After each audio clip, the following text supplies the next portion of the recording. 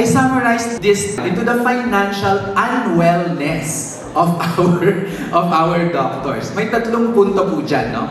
The length of your education, it delays your income generation. Overworking leads to I deserve this mentality, and you neglect your business development and investment due to your practice. So ano po yung mga pwede natin gawin, no? To address this.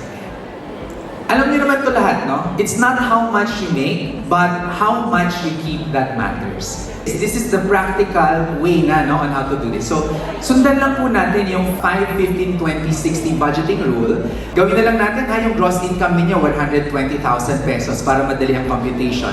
You allot a maximum of that, 5%, for insurance, which is 6,000 pesos. Pag susobra na kayo sa 6,000 pesos per month na binabayaran nyo sa insurance, mahal po yan. That's too much. Because insurance should be affordable.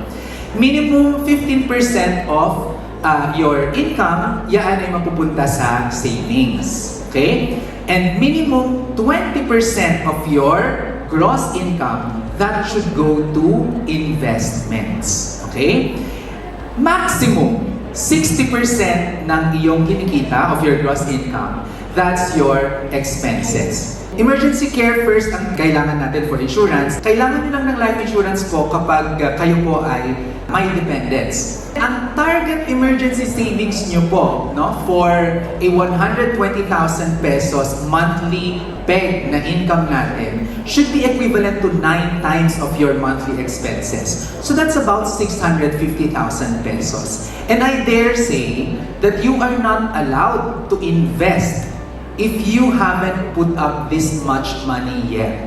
Because the foundation of good financial practice is savings.